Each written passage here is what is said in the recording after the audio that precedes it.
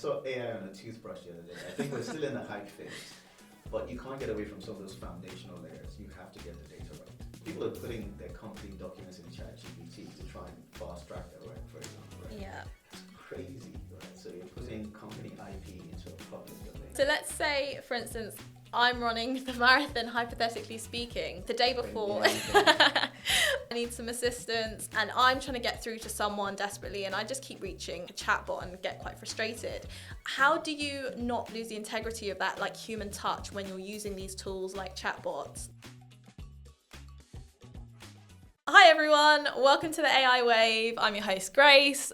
This episode is going to be all about, again, AI, customer engagement, building teams of the future, and really just looking at, is AI a fad? What things can we be doing in digital to utilize it? So I've got a fantastic guest, Charles Juba, here with us. Thanks for having me. Welcome to the pod. Thank you. If you wouldn't mind just maybe introducing yourself and what you're doing at the moment. Of course. First of all, thanks for having me here, Grace. So my name is Charles Juba. I am the Group Director of Digital and Technology for London Marathon Events. And so that encompasses everything technology-wise. So that's your core technologies around three value streams. So there's data, which is all of analytics, data engineering, cloud computing, things like that. And then there's the IT side, so our events, some of the most incredible events in the world, including the TCS London Marathon. Woo! I wonder if you're going to run it soon. And so all of that event day technology that facilitates the participants, 53,000 people that crossed the finish line this year, as well as all our other events. And then there's a digital side, which is just fabulous. I have a great team. So they cover event day apps, websites, and all the innovation that sort of connects all those together. Nice. So, And just outside of the main event of the marathon, what other events do you run? oh my goodness. We have a wide portfolio of events. So we just acquired the Loch Ness Marathon. Again, there's more opportunities for you to take part. Yeah. When you run, I'll join you. We Okay. can Well, I run signed up together. for New York next year. Oh, wow. I think peer pressure got me into that one. So let's see. We also have Brighton Marathon. We have the Bath Half. We have Swim Serpentine. So we have quite a wide range. And obviously, the most diverse event in our portfolio is the Big Half that happens around the Cutty Sark. So we have small events, big events, we have everything. Nice. You're yeah. really selling it. I might Good. consider. That's my mission today to sign up for one of our events, okay? Nice. Let's see. You have to watch to the end to see if I sign up. But fantastic. So you're obviously working in technology. If you can cast your mind back to when you started, what actually got you into working in technology?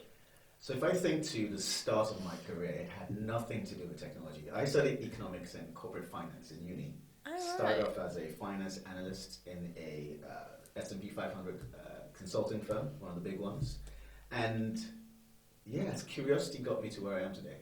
So working in and around innovation, it became very infectious, right? So even though I was on the deal shaping and the finance side, I kept hearing conversations that just intrigued and sparked my curiosity. Yeah. And through that, I was able to sort of pivot my career, start working in consulting, and again, curiosity and just asking questions and not being afraid to try new things took me through working in broadcasting, working in financial services, and now working for one of the most fun places I've ever worked. Nice. I think just for myself, quite similarly. So I actually studied law and then fell into recruiting after a bit of a gap year, and I just love, there's something about technology which is you're almost on the cusp of everything new, the Absolutely. Innovation. Exactly. I think for me personally, it's about, it touches on a few things that are some of my core drivers. So it's that whole innovation piece, but there's also creativity in there as well. In past life, I used to be a musician, and for me, being able to create new experiences, in fact, my personal sort of, I think, ethos is this: how can we use technology to create new paradigms and experiences for customers, right? So using technology for good. So that's what really attracted me to the technology. You can create new experiences, you can take existing data and transform it and do something interesting with it. You can create apps, you can create new experiences. Nice. I said that 3 times. Right? Yeah, creating experiences, tick. But fantastic. And just your role at the moment, so what are kind of a few of the key kind of goals of what you're doing at the moment? So, I mean, the company has come through a transformation, right? So we've done a lot of acquisitions, so we've grown very, very quickly in a short space of time. And obviously the flagship event, which is the TCS London Marathon, has been going for, over 40 years. And so the immediate challenge when I came in was how do we drive innovation to, A, understand our customer better, to build out a better experience as a mass participation events organizer, but also how do we digitize some of the things that we've been doing, because quite a lot of things are still manual. So some of the core challenges was we have 40 years worth of data, but is it actually quality data? Is it contiguous? Is it of the right sort of caliber? So that data transformation was the first priority, getting us to a point where we had a data center of excellence, transformed our data and actually got good quality data, but also put out the right listeners across our digital channels so we can understand the behaviors of our customers. And from an event specific sort of goal, how do we become more sustainable? So doing things like printing bibs on demand, how do we build better understanding of tracking technologies? So some of those are the challenges that we've had to sort of explore and innovate around. But the data has formed a very central part of that. Right. And when you think about the company, do you think about it more as maybe like a tech company, a data-driven company, or an events company? Which comes first? It's neither of those. So I would see London Marathon Events as a social impact enterprise, right? Oh, In wow. fact, I would say it's a multifaceted social impact enterprise because, and technology is at the core of that, right? So it's about using technology to reduce barriers to entry. We do a lot of community engagements. That's something I'm so proud of LME.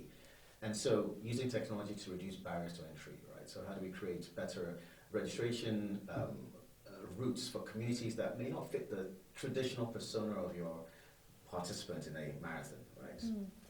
How do we use technology to automate process so that we're doing things in a much smarter way? Those are some of the things that I'm really excited about at the moment. Nice. And when we think about companies becoming quite data-driven, obviously you've spoken about how you've gone on that journey. A lot of people think AI and like machine learning and predictive analytics, but where does that start? Where did that start for you with the journey? So if I come back, and similar to your previous question, our ambition is to become a data-informed company, right? I think you have to be data-informed and insight-led. So for us, it's about getting the right sort of data foundation and asking the questions. And we're still on the journey, I have to admit, we're not quite there yet, but we've started to explore some of those capabilities. So for me, when people start talking about AI, I saw AI on a toothbrush the other day. I think we're still in the hype phase, but you can't get away from some of those foundational layers. You have to get the data right. Because for me, the generated insight from AI, just think about AI as the tool that generates insight, depending on the question you ask it. That's depending on the quality of the data that's trained on, right? So I liken it to if you walk into, I don't know, if you want to get orange juice, well, there's probably a big plantation, I don't know the right word, apologies, where you have all these orange trees. So that's your data out there. And the data has to be transformed, so you collect all the data, and then someone has to then squeeze orange juice out of it. So you think about that life cycle, the end result of AI, whether it's automation, whether it's large language models, you have to start with getting quality data and building out a data quality framework that makes those capabilities possible. Kind of have to start with getting everything, all the data in the right place. You need a foundational data structure, so the architecture of your data has to be clear. You have to have clear governance around that data. Right. You just got to get the right steps and thankfully a lot of these tools now means you don't have to build your own LLM. You can piggyback off some of the things that are out there, but you can't get away from having that clear foundation of good data, good quality data. Right, interesting. And then obviously, eventually, once you've got that infrastructure in place, you get to the space where you have AI, right? And I mean, everyone's talking about it. So has AI completely transformed your life in the past year? What are you using? AI has been an interesting emergence, right? So, and when we're talking about AI, there's such a wide spectrum, right? You have machine learning. There's so many things within that. You have generative AI. It has changed my thinking at the moment in several ways. One, it means the board is more informed. They're asking questions around AI. So for every CIO worth their salt, AI is now part of their strategy. So for me, it's starting to create an interesting opportunity and a challenge. Because as a business, you also have to ask yourself, are we quite ready for AI? Or are there other automations that we need to explore of which AI may be one of those things. It also means that for us, our customers are also more informed. So the customer's expectation of your goods and services is different now. They're expecting higher level of personalization, higher level of efficiency when they're engaging with us. So what that means consequently for someone as a technology practitioner is thinking, do I have the right capabilities in-house to be able to meet that customer expectation? And am I thinking of what the next 2, 3, 5 years looks like? So we have at least a roadmap to help us rise to that occasion. Wow. So those are things that are on my mind now, so how AI is affecting me. Because I'll be honest, I tend to stay away from a lot of the tools and services out there. There's a lot of hype. I feel like there's a lot of noise. And just trying to explore one or two really interesting tools and seeing the value add from them. Nice. So that's quite interesting what you said about like the customer being more informed now. Because sometimes I even find myself quite frustrated. So I think I was just scrolling on like ASOS or one of these websites, and I was thinking, why can I not just see everything I'd be interested in? My life would be so much easier if they just use my data, look at things I'd be interested in, and pop it up, and then we can get to the checkout process so much quicker. So, well, think about that, right? So you as a consumer, you are used to presumably. You might be using ChatGPT, for example, and put a prompt in and it spits everything out.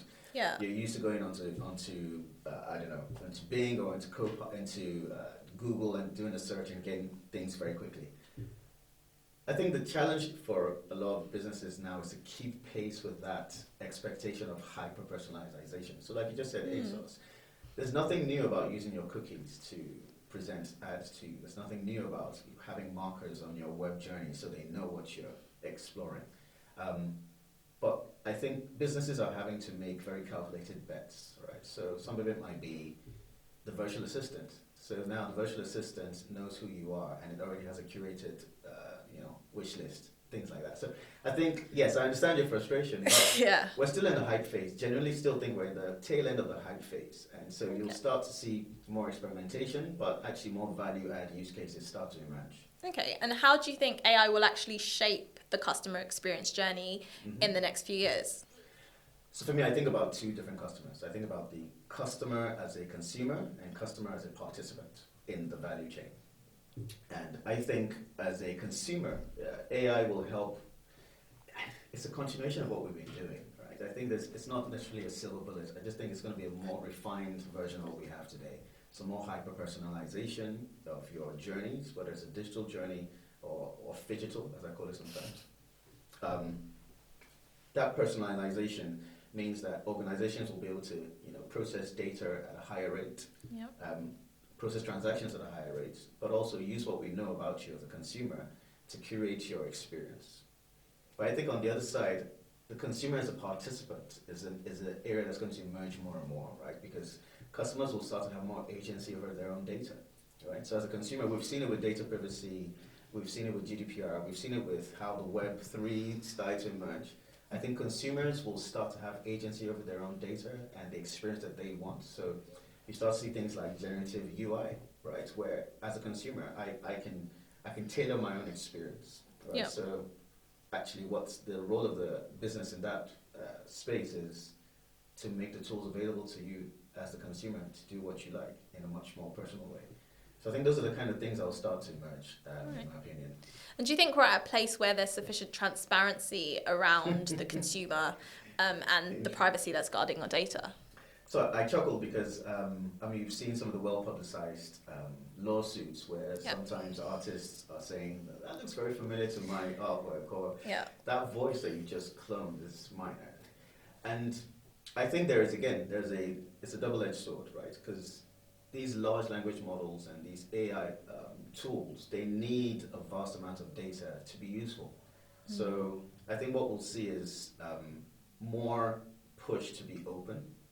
But I think on the regulatory side, we're going to start to see a little bit more of a closed sort of, a regulatory loop. So if you think about the EU and its AI Act, right? Yeah. Obviously trying to bring in more global sort of consistency around how these large language models are using data, personal and proprietary data. So I think where it's going to get to is that a lot of the large language models and a lot of the tools will need to be more transparent. I don't think it's there yet. Okay. And I think also from the consumer side, I think consumers are using these tools. People are putting their company documents in ChatGPT to try and fast track their work, for example, right? Yeah. That's crazy, right? So you're putting company IP into a public domain. Yeah. So I think the transparency works both ways. I think the models themselves will need to be more transparent in how they use IP and proprietary data, but also consumers need to be much more informed about the proprietary data they are uploading onto these tools and services. Do you think we'll get there though? Because, with these tools available, so open source, and as you said, like, where is the data going? Even with, ChatGPT, where's it being stored? Who's got access to it? Is it being sold? Do you think that kind of consciousness is actually in the consumer at the moment? Yeah, I think we have we have more informed consumers today, right? So if you think about every time you go on a website, now, more informed, but whether they act in their own best interest is a different thing. Right. The number of times people will just click T's and C's and say, yes, and not actually read it. It's interesting. Do I think we'll get there? I think yes, eventually. I think we'll get to a mature version of it. It started with the web. If you imagine the first version of the web and how much of a wild west that was, and over time, the maturity of regulation started to catch up, right? And what we have today is a very different version of that. I think that's what we're going to get to with AI and tools within that whole ecosystem. The data governance and the privacy will start to be more mature because it's opening up an attack surface, not just from the consumer side. You also think about cybersecurity and some of the risks that are being introduced with these tools as well. Nice. So do you think it's kind of going to be the case that we might have to see those cyber attacks, those things kind of happen before then the legislation plays catch up to guard against it? I mean, look, I'm not an expert in that area, but I think as a keen observer, I think we're already starting to see that. So more sophisticated phishing. Previously, you see some of these very obvious attempts at malicious incursions. You're starting to see now much more refined versions of those, clearly being enabled by AI. So I think it's going to be a case of, there's this analogy where, if you build a fence, the rubber buys a ladder, right? Yeah. I think what's going to happen is that the cybersecurity capabilities will keep pace because they have to. And I think the laws will start to catch up as well. But like I said, I'm not an expert. All I know is that I don't think it's in anyone's interest for us to not protect our data and protect, the tools and services that we use. Nice. And do you think, so ultimately, is AI dramatically and drastically changing at the moment the way that customers are kind of engaging with businesses? Yes and no, right? I don't mean to sound like a skeptic. I think it's a continuation of the same innovation that we've seen, right? So this happened with RPA, so robotic process automation. It happened when we had blockchain. It happened when the web first came out. I think what we're seeing, though, is that the innovation jumps are shorter and shorter, right? So what took 10 years, I mean, gosh, ChatGPT's only been around, a year and a bit now, maybe 2 years. So if you think about the pace of change that's happened since the first version of that LLM, the number of businesses that have spun up technologies off the back of it.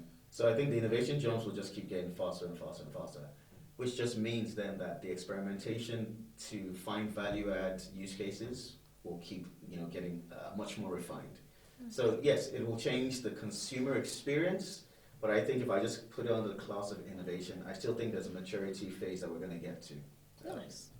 And we're not quite there yet, in my opinion. So we'll see. We can review in about a year's time and see what's look, still I mean, like. if you think about it, so if you think about the Apple's rollout of AI into its tools and services, if you think about the way Copilot has been bundled into Microsoft's tools, the stuff that Google is doing, the consumer is getting a wonderful suite of tools and services, right? And I think through that usage, we will actually inform what the real innovation will be down the line. Right. Okay. So right now, at the moment, we've got a lot of let's say test cases kind of going on. I know you've kind of mentioned experimentation. Is that where you'd say we are? I think what we've come out of that initial gold rush where there were a lot of solutions looking for problems to solve. Okay. I think what we have now is a convergence around certain tools and platforms. So you can see what Microsoft's doing with its Copilot in O365. You can see what Google's doing with its suite of tools and services. And so we're starting to see that convergence where just like today, it's not strange to have a video call. Yeah. Right? That 15 years ago, that would have been something weird. I think what we're going to get to now is these virtual assistants will now become commonplace.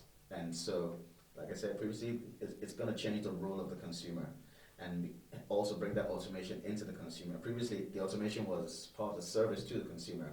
Actually, now those automations will now become part of the consumer's own experience that they're bringing to goods and services themselves. Nice. And as businesses kind of go on this journey of becoming more insight-led and more data-driven, what are the challenges you think that businesses are facing? I think it still comes back to that foundation around data and the quality of data you have as a business. You can't build off a faulty foundation. So I think that's the primary challenge. I think the other one is then also is building out the capabilities in a way that is congruent with where that business is, right? So you have a lot of pressure on businesses to suddenly spin up an AI center of excellence, right? Suddenly. Yeah. And I think for a lot of businesses, it's about understanding, being true to their innovation roadmap and understanding that AI is just one of the potential tools, right? So I think a lot of businesses, including ours, we've had to go on that journey to recognize that actually we invested heavily in data automation because that's the tool we needed to solve the problem we needed to solve. We've invested in a little bit of machine learning experimentation as well. And AI, we started to look at it in some aspects to solve some customer problems, but also to experiment with some of our use cases. So I think, it's about having that maturity to understand where you are in your capabilities and what's the right tools and service. AI is potentially one. It doesn't have to be, first on the list. Right. Because there's a maturity phase you need to get to. Okay, and just in this rush for using AI tooling, do you think we have sufficient use cases at the moment? Have they all been defined? No, of course not. I saw an AI toothbrush the other day, which was hilarious to me. So, what does that do? What? Yeah, I don't know. I put it back on the shelf. Should have taken it home. Maybe it would have prompted me if I said, "Look, you haven't brushed enough. Keep going." I think the value. So, my personal opinion is that you could obsess over trying to find the value add use cases. And look, I was one of those guys too. I was trying to say, look, boards are looking for tangible ROI measures for investing in AI or whatnot. I think because we're in this phase, it's still an emerging technology. I think investing and making calculated investments in innovation means you've got to take bets, right? So yes, there are a lot of good value add use cases. So some of those around the automation of data, virtual assistants. Some of it is around, think about some of the crazy things that Figma is doing with AI that helps, designers create new, interesting tools and services. But I also think that for businesses, they just shouldn't be afraid to experiment and try out something. It's that classic agile innovation sort of mindset, which means that you're not thinking so much around ROI. You're thinking more around, right, of these innovative bets, which one of these are the ones that are going to yield enough evidence that we can then continue to invest in? Right. That's the way I see it. That's quite interesting because there is a lot on ROI. Like a lot of businesses at the moment have been thinking, right, we've built a data capability. What's the return on this? But you're saying maybe that's not always the best way to think about it. I think there's a healthy and mature balance to be had. So of course, if you're going to invest $250,000 in setting up a whole data quality framework, you're going to have to be sure of what you're building, right? But if you're trying to figure out, do we need to spin up something to automate the way consumers, raise tickets with us? You might be able to say, well, we don't have to do everything. We can use some low-code tools and put some automation using AI on this aspect of it and see how that goes. And do some A/B testing with our customers and see if actually there has been an uplift in efficiency on our side. Has it impacted the consumer in a different way? And make those experimental bets. Right? Nice. I think that's kind of what I'm saying. You make the experimental bets because at this stage, this is still an emerging technology. There's a lot of really great investments happening, but some of the ROIs just are not measurable at this stage. Right? That's sounds controversial, but yeah, that's kind of what I think. It is a little bit. But no, so let's say, for instance, I'm running the marathon, hypothetically speaking, the day before.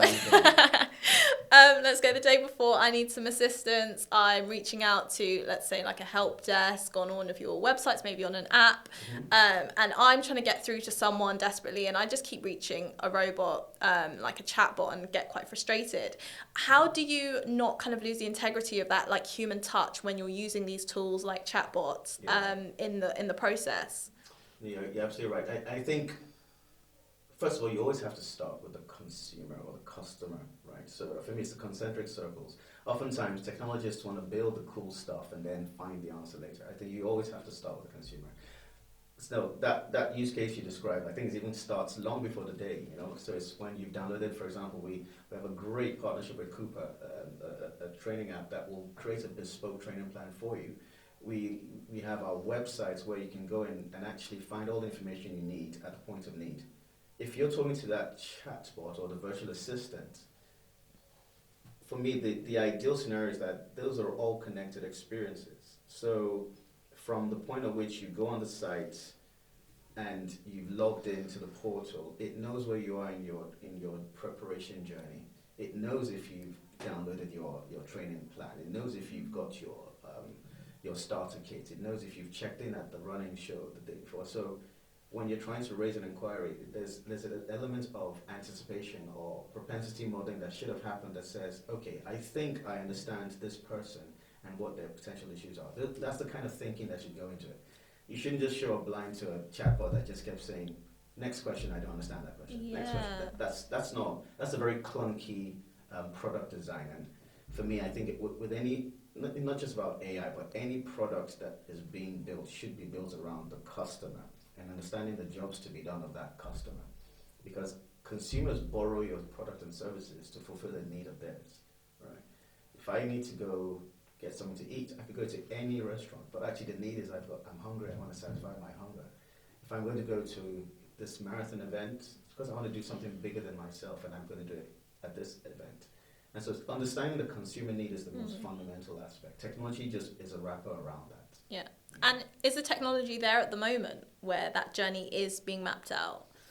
So for me, technology plays a pivotal part in that. I think it's about, we have tools and services today where you can understand the consumer's data, and depending on the channel you're talking about, you understand where they are in their journey. You can create those journeys today. That's not an issue. I think when you overlay the capabilities of AI, it's about processing of data quicker. It's about building out these sort of models that helps understand and anticipate consumer needs. And we've been doing it in finance for years, right? There's a reason why your banking app will suggest an overdraft to you. It's because we've been looking at your spending habits and built out a score against you and said, actually, this person has a high propensity to consume this new product. Right. And let's do some marketing to them. So these things aren't neo-revolutionary. I just think that the emergence of AI just means that we can do that at a higher level of accuracy. Okay. That's how I see it.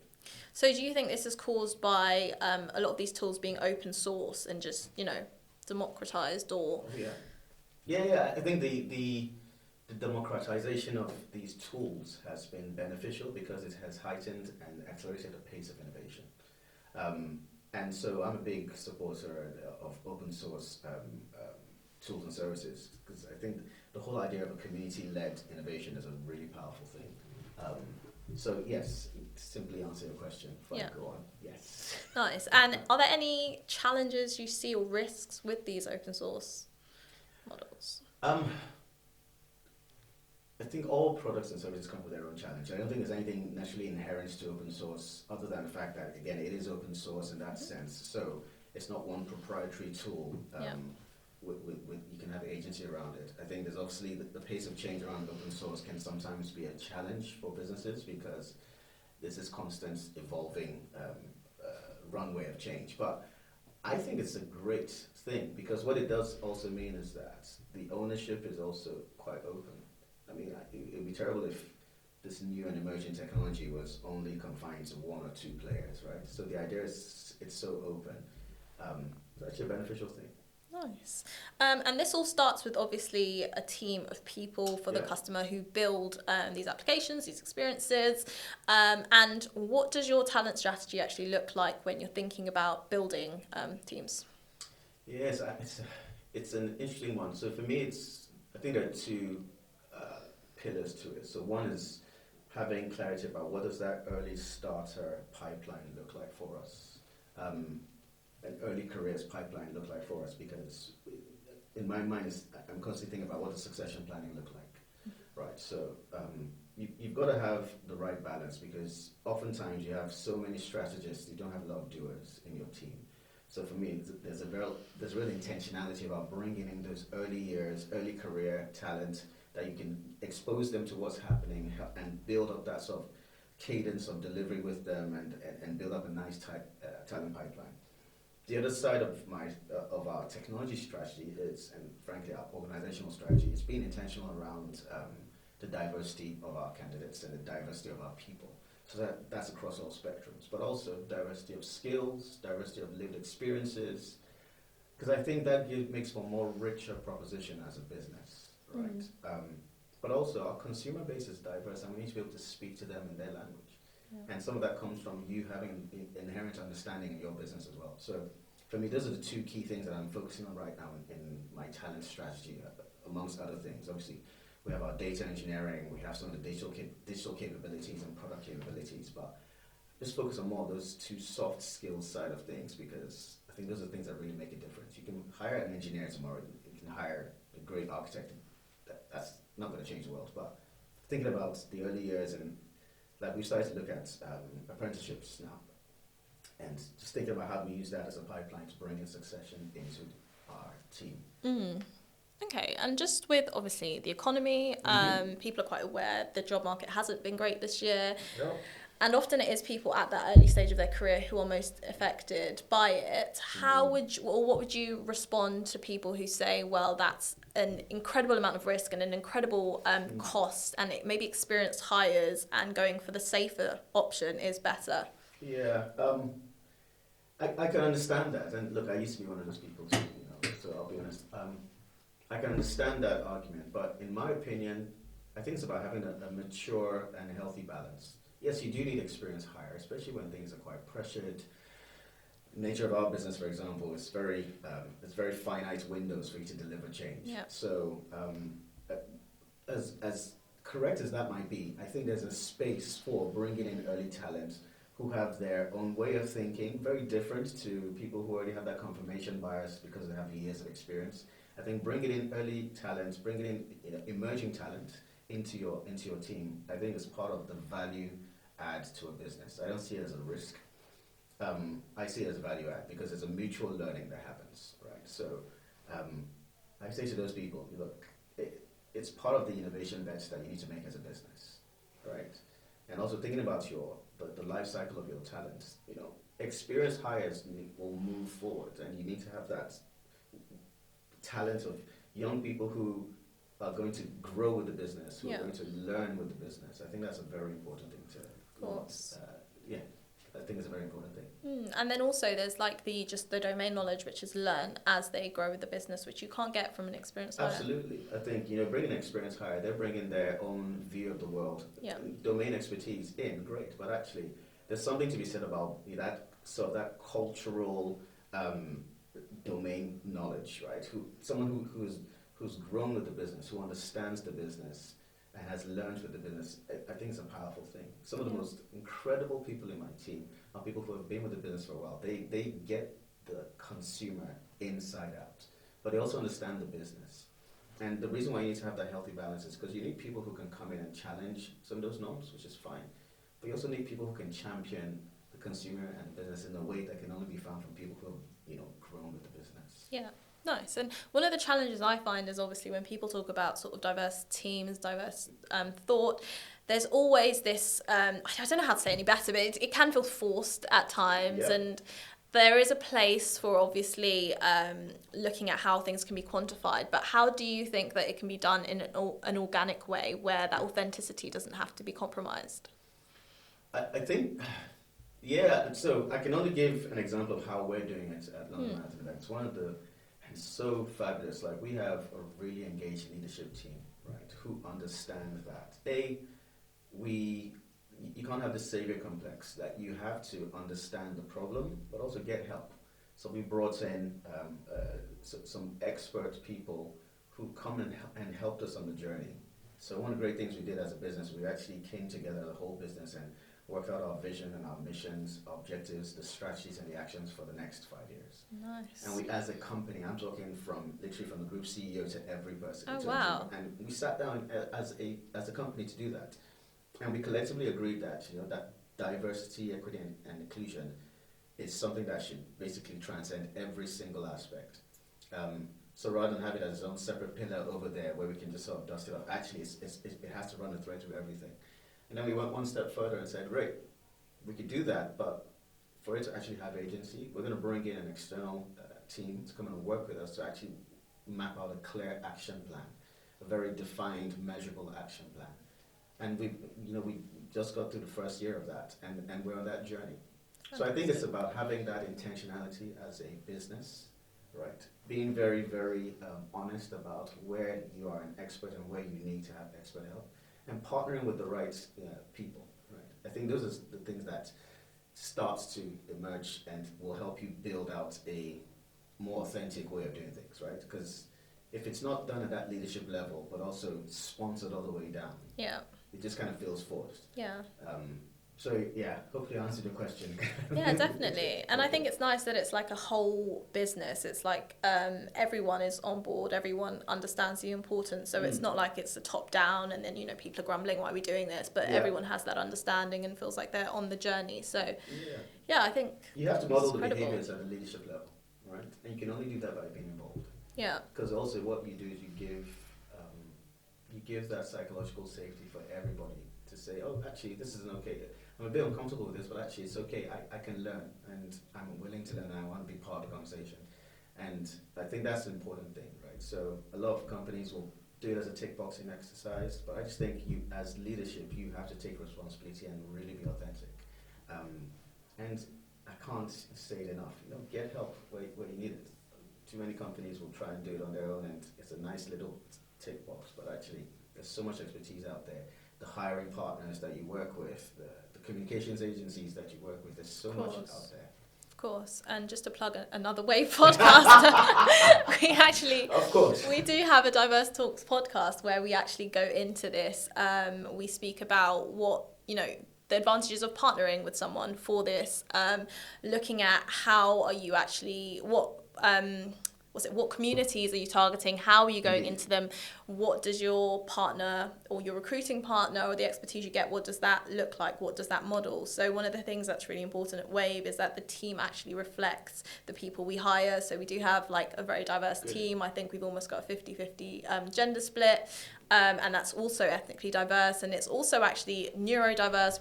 We tick a lot of the diverse categories at Wave, but it's helpful because then you can, when you're having these conversations, you're speaking to people who almost inherently understand, and if they don't, then there's always access to that information. And can I take one step further? Sorry, this is something I'm very passionate about. For me, it's the front door. You've hired someone, but you'll have to create a culture that allows them to bring their whole self to work, right?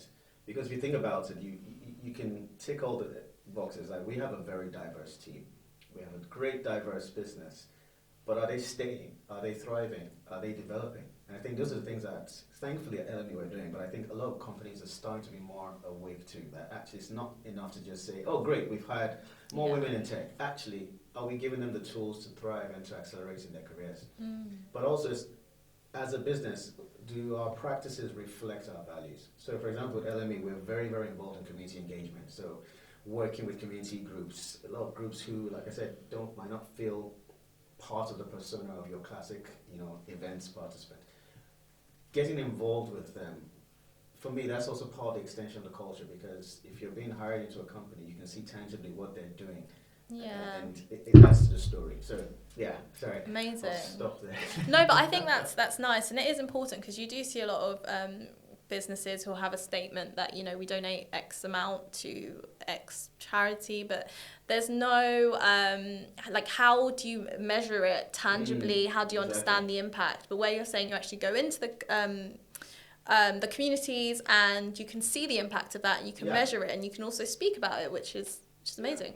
Think about the even from the big half last year, like the fact that the Muslim women's group that we partner with, design the t-shirts and the medals, think about the foundation, so the London Marathon Foundation, and some of the initiatives that we've championed and invested in. For me, it's part of the entire value chain. It's more than just the hiring. It's about organizationally. Does your organization reflect the culture and the values that you really want, the lived cultures and values that you want, right? Because like I say, you could hire people and say you've got all these people, but then you put them through this wonderful thing called an induction and induce them into the way to how you want them to behave. Or you can say, look, we celebrate you in all of your wonderful self. Come in here and be part of what we're doing. Yeah, that's true. Otherwise, you just hire people who are exactly the same, but Get into groupthink. yeah, nice. And that's why you said when I did ask, are you a tech company? Are you an event company? We're very much I'll say it again, multifaceted social impact company. For us, technology is a big part of it, but impact, right? So there's a very commercial business, but there's also a very big part around impact, and that's internal as well as external impact. Amazing. Yeah. No, I really like that. I think there's lots to kind of take away and to think about. And just to kind of segue a bit back into almost like AI and what these technologies look like. Are there any predictions that you would make for AI, emerging technologies? Where will we be a year from now, 5 years from now? I'm always careful with predictions. I'm always wrong. So I'll just say that caveat right now. I think if you look at where the tools and products and services are going, it is pointing towards that, how do I call it, automation as a service, right? So I think for the consumer, where I can have more agency over how my data is used, and I can have tools and services to curate the experience I want to have out there. And I think that's where AI will really start to emerge. So it's going to be beyond, prompts. It's going to go beyond just, generate a picture of a cat wearing a Santa hat, things like that. It's going to be things like virtual assistants that are much more integrated into your everyday life. I think that's the opportunity space is. And you can start to see that the way with some of the things that Apple's doing, for example, or what Google's doing as an example. I also think that it's going to become a continuation of the hyper-personalization that we've been seeing. Like for me, AI is a new tool to old problems. Right, so it's going to be hyper-personalization. It's going to be about automation and processing at a higher rate. It's going to be about creating much more, I guess, personalized experiences for customers. Yeah. I've said that before. Right? So I think that in a year's time, I think that's what we're going to start to see, and we'll start to see a convergence around maybe a few players where they've made it part of the everyday tools and services that people are using. And you're seeing that already in Microsoft in terms of what they're doing with Copilot, what Google's doing as well with Gemini and the rest of its AI tools. So I kind of feel like I didn't really answer the question, but I answered the question by saying it's going to be a continuation of the innovation we're seeing now. And a lot of it will be about personalization. Nice. So in a year's time from now, when I'm scrolling on my on my shopping apps, I should essentially just see everything that I actually want is where we're going. It should be hyper-personalized. I should be able to click on the app and in 5 minutes have a whole shopping basket. I think what it'll be is that, and this is me now just trying to get all Star Wars in, is that your virtual assistant, you will tell your virtual assistant what you're trying to achieve, and your virtual assistant will curate the experience for you. So I've got a party on Saturday night. I need to wear something to make me look like the belle of the ball. I want to be home, by X time, and I want to eat somewhere fancy that does French food. And your virtual assistant, because it knows your dietary needs, it knows your itinerary, it knows everything it needs to know about you because of all the behavioral analytics it has on you. We'll be able to say, right, here's a curated experience. And we have some of that today now, but it'll just become at a higher level of accuracy. Here's a curated experience for you. And because of the way APIs work now, some of these things can actually just integrate, and we'll see more partners having more open APIs to LLMs that allows people to be able to say, oh, okay, fine, book me that restaurant, book me that taxi, book me that flight, and now my virtual assistant has done everything for me. Nice. So it should be able to predict if I'll be running a marathon, essentially. I think we might have convinced you. I think we're nearly there. Is that a yes? I don't know. Might have to ask ChatGPT if I'm going to actually run it or not. But nice. I guess that's a nice round sort of conversation. But yeah, I'd just like to. Where can people find you actually? If anyone wants to connect with you, I'm on LinkedIn. I think this. Just look me up on LinkedIn. Let's have a conversation. I'm always open to conversations and rubbing minds. So yeah. Amazing. Perfect. Well, thank you so much for being a guest on the podcast. How have you found it? It's gone better than I hoped. Well, I hope so. I hope it's gone okay.